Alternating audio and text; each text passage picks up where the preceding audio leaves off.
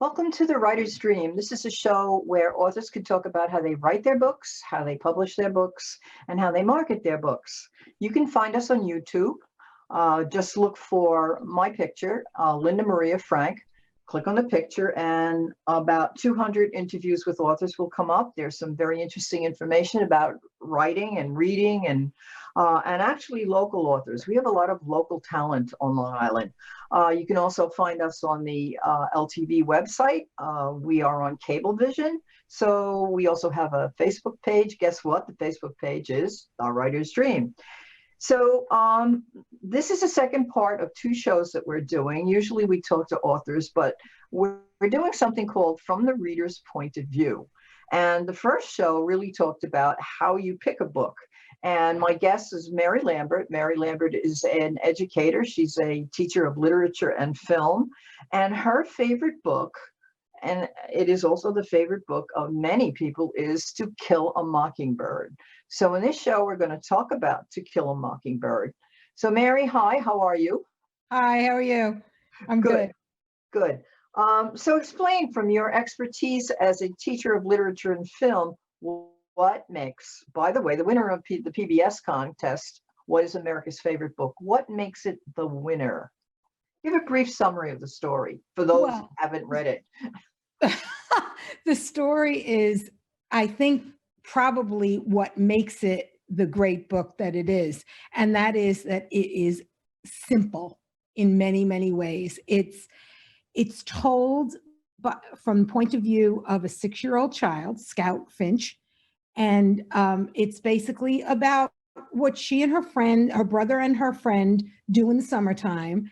But most people remember it for her father, Atticus Finch, is a lawyer. And most people remember To Kill a Mockingbird much more for the trial of Tom Robinson, who is a Black man who's accused of raping a white woman or molesting a white woman. Or probably saying hello. Yeah, well, basically, yeah. Actually, the actuality of it is that he's kind to her, but her father sees that she has invited him into her home to fix something, and he sees, and she, at that point, because she set it up that way, she goes to kiss him, and this is when the father sees it. And because the father is a white man, she's a white girl, and this is a Black man that she's going to kiss. The father makes it out to be that the Black man has attacked her, and Atticus defends. This is in 1935 in Macomb, Alabama. Sorry. So defending a Black man, a white lawyer defending a Black man during that period of time was not only unheard of, but dangerous. And the book that's what people remember most about the book, I think. But the book is really a wonderfully told story, because it's told from the point of view of Scout, who is Atticus Finch's daughter. She's 6. But she has a wisdom and an innocence that most 6-year-olds don't have. It is, to a degree, people have said, and as an English teacher, you do a lot of research based, if you're going to teach a book. And the research that I did always talks about that Scout is actually Harper Lee. Yes, well, that it's an autobiographical novel. Dill, for example, is supposedly Truman Capote, who was a very good friend of hers when they were children, and her father indeed was a lawyer. So she sets this in 1935 in this sleepy little town in Alabama, in southern Alabama, where she and her descriptions are just marvelous at times. Like she talks about how the women, on a hot summer day are sort of melting like the tea cakes. Yeah. And there are times when I'm reading this book where I'm laughing out loud. There are times when I'm crying. There are times when I'm angry. And that's the way a book ought to be. Yes. I have to say, just like Casablanca is my favorite movie, and it was my favorite movie before it was everybody else's.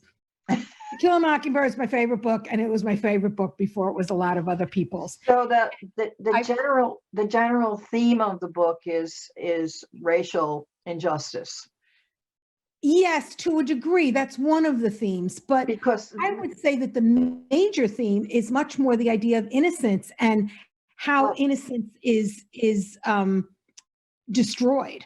Right, but there's so many books. Like, for instance, you can take John Grisham, who also writes about A Time to Kill and A Time for Mercy. It's also racial injustice. But the difference, I think, and this is just my unlettered opinion, is that you're seeing it from the 6-year-old child who doesn't have this overlay of, by the time you're 6, I don't think you really have this overlay of prejudice, right? Of racial prejudice. So she's seeing this, as you say, from innocence, and she's the point of view character.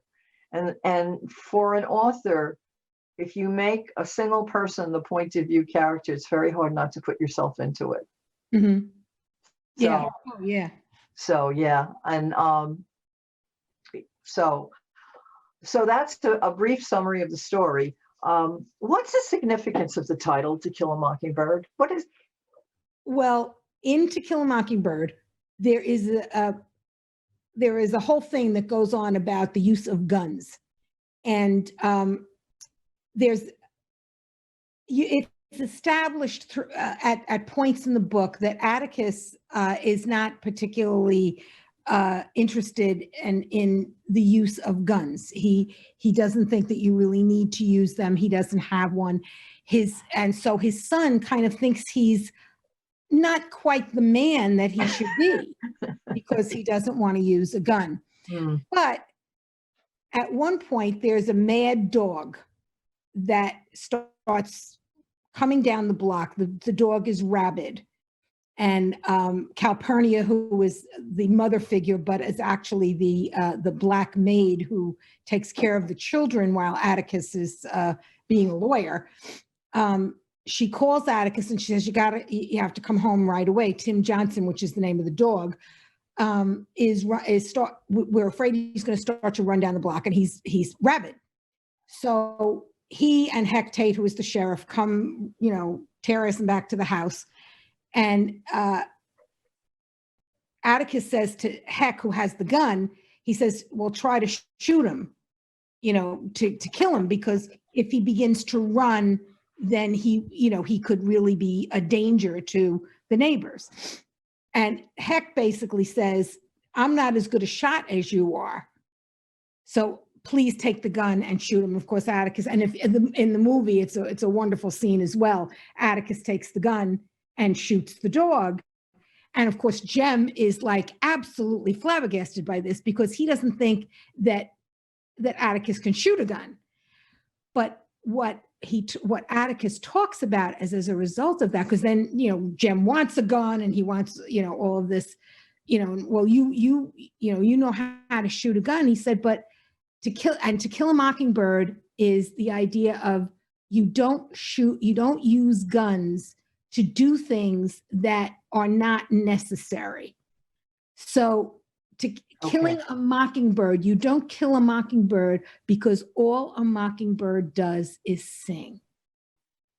All a mockingbird does is bring beautiful and happy things to people. Mm-hmm. And of course, the mockingbird then becomes the symbol of the novel.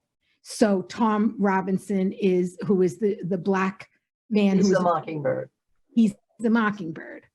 And you can make the case that several other characters in the story are mockingbirds, but he's the major one. So tell me about the rest of the characters. You told me about Atticus, and you told me about Scout. Scout has a brother, and the brother figures pretty.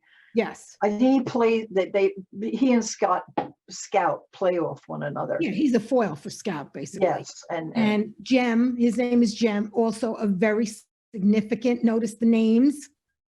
Jem. Scout being curious all the time. This is the English teacher in me. I'm sorry. Scout's very curious and is always looking for something. She's the observer. Yes, and she is the observer, but she's also the scout. You know, going and being curious about everything and getting herself into trouble a lot and all that kind of stuff. And Jem is a Jem. He's quiet. He's he kind of just goes about doing his stuff and protecting her, and being the good kid most of the time.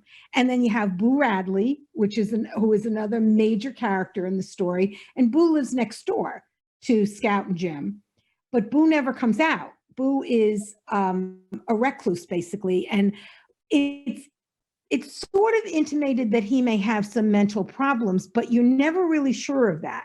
He's just a person who is painfully shy, never comes out of the house, never does anything like that, and is basically kind of almost imprisoned in his own home. Mm. But there is a whole thing that goes throughout the book where Scout and Jem and their friend Dill, and notice the name Dill, and Dill is kind of acerbic, like a dill pickle would be.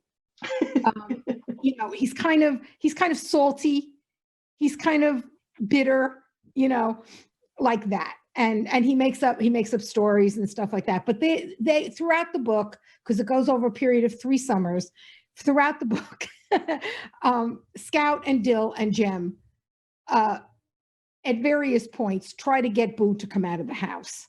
And I mean, some of the things are really funny. Some of them are scary, because most of the time the reader doesn't know very much about Boo. We only know that he doesn't come out of the house, and he's kind of a scary figure because remember, he's being told from the point of view of Scout, who is 6. But of course, at the end of the book,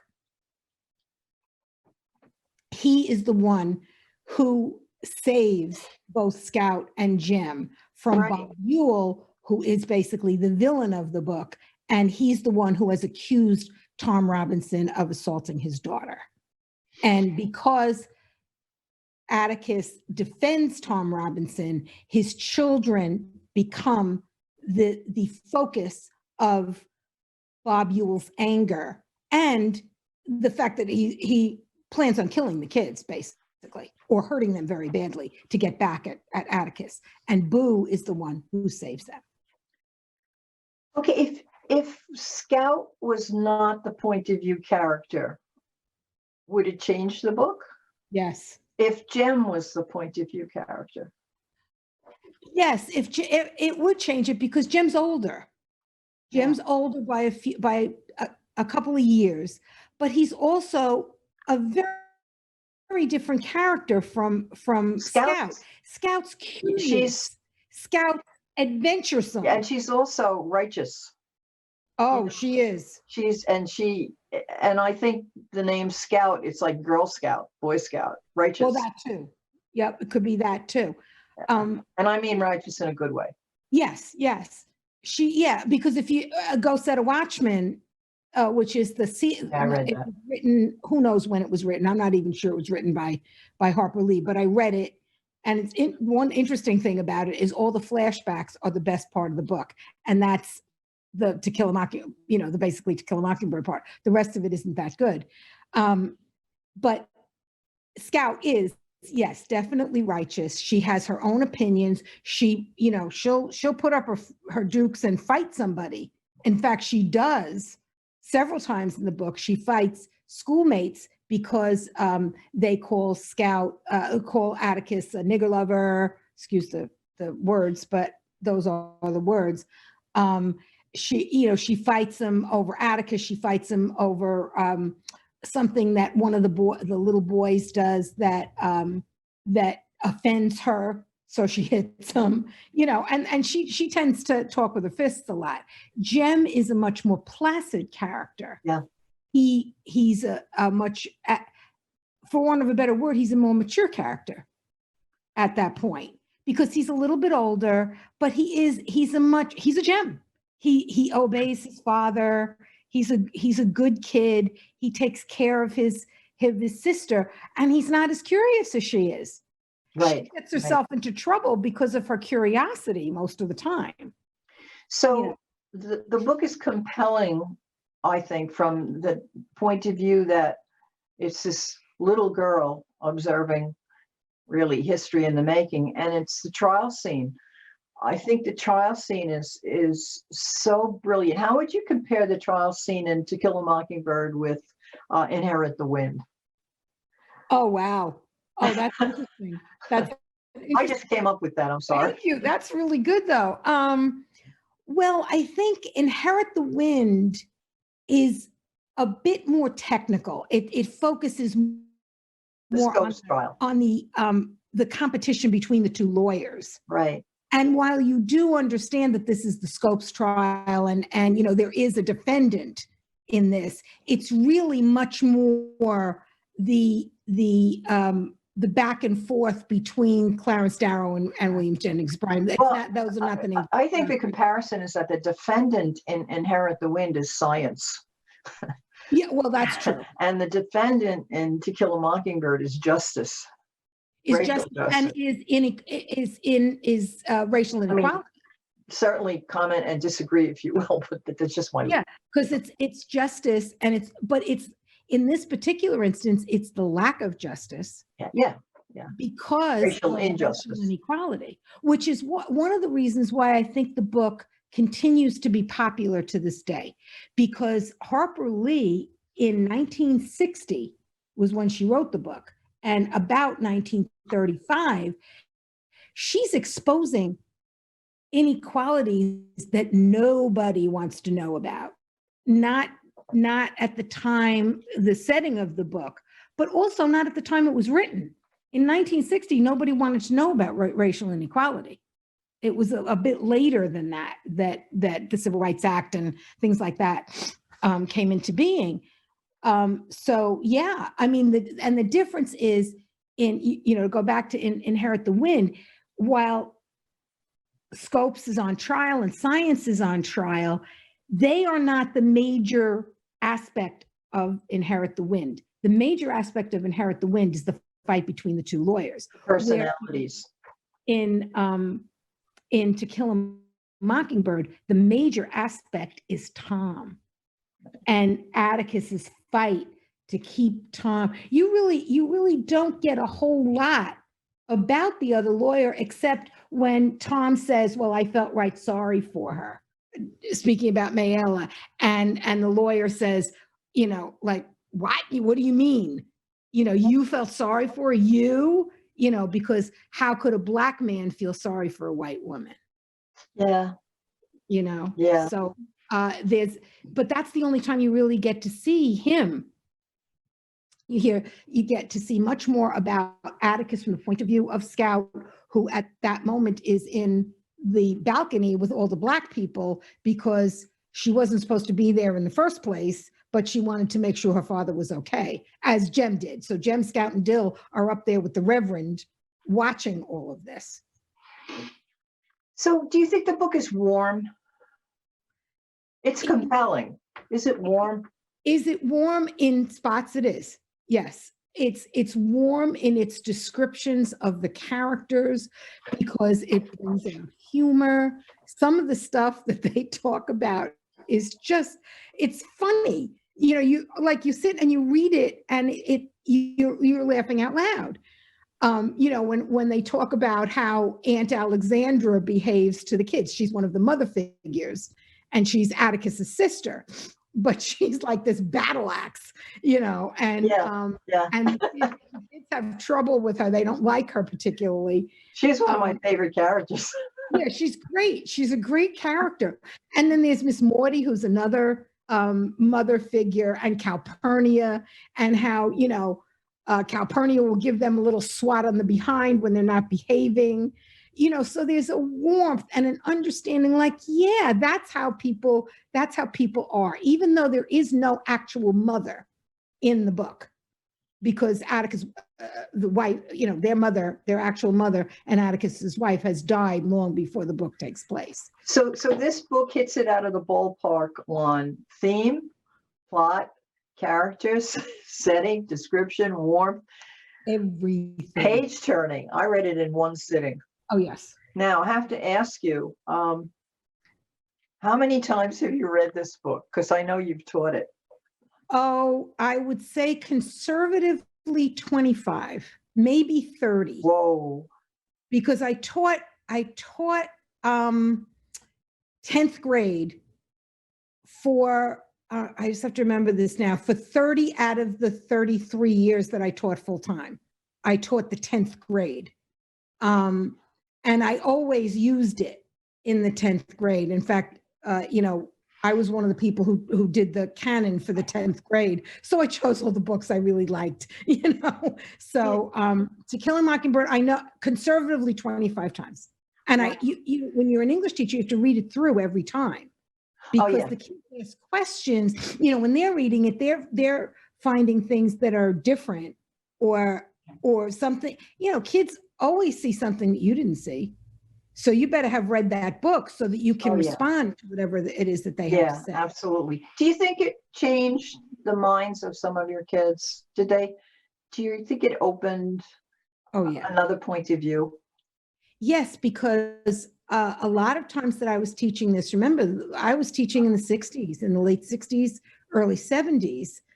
And I remember, because there was a point I was teaching in Indiana, very different from teaching here. I taught there for 3 years. And one of those years was 1968. Okay.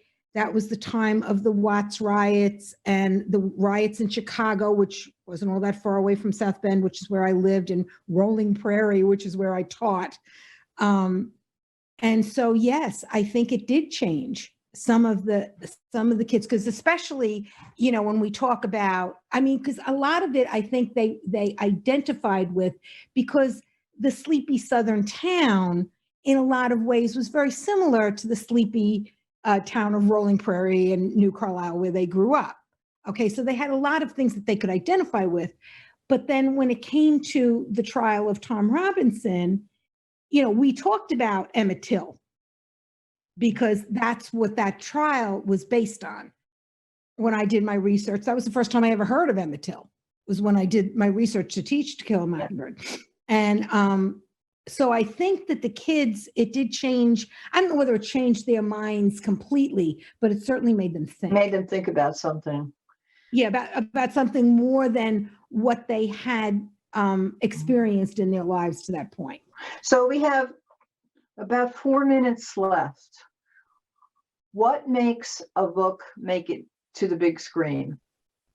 What about this book made it to the big screen? Because I love the movie. It's really interesting that you say that, because I always used to say to my film students, I always used to say to them, when they would say, well, the book isn't like the movie, or the movie isn't like the book, or I like the movie better than I like the book, or the other way around. The question to ask is not, is the movie like the book? They are two different mediums completely. So they can't be the same. What the question that I would ask is the movie as good a movie as the book is a book, or the other way around? That's a very good way of putting it. But in terms of To Kill a Mockingbird, the answer is a resounding yes. To Kill a Mockingbird is my #1 favorite book of all time. To Kill a Mockingbird, the film, is in my top 3. The only things that surpass it are Casablanca and Gone with the Wind. I saw the play on Broadway. I don't think you. No, I didn't, and I purposely didn't. But it was so hard to watch. I guess it was Jeff Daniels who I saw as Atticus, because Gregory Peck was so perfect in that role. The relationship between him and Scout and him in the courtroom. I think lots of times when you've read the book and you go to see the movie, the thing that makes the movie is the actor that they choose for Oh, the I think that's very true. You know, I mean, every time you read, you know, the greatest hero in movies and all of that, it's always Gregory Peck as Atticus Finch is the top one. And I think that was a perfect choice. And when you think about it, the children were perfect choices. Mary Badham, John Menya, and Philip Alford. The interesting thing about that, though, is you hardly ever hear of any of them again. They never became famous movie actors. Yeah, that's true of a lot of children's. But Mary Badham was so perfect in that movie.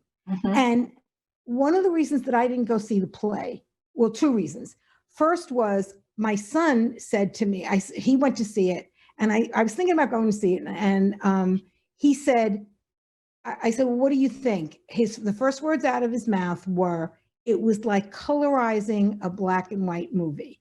And he knew what that meant to me, because to me, a movie is made the way it is made because that's the way the director chose to make it. Yeah. So colorizing a black and white movie is, to me, a sacrilege. I didn't like the play. And my sister, the first act was good. The last act was, they preached instead of showed, as far as I was concerned. And my sister said that they took such liberties with the book because they there was a fight between, I didn't see it, so I do remember my sister saying these. I think there's a fight between Atticus and Bob Ewell. Yeah, we have to stop. We do. Because we're almost out of time. And this was so interesting, and we're going to do this again. So think about your next favorite book. Okay. Thank you, I know so much, Mary. This was really fun and interesting. I hope that the audience enjoyed To Kill a Mockingbird.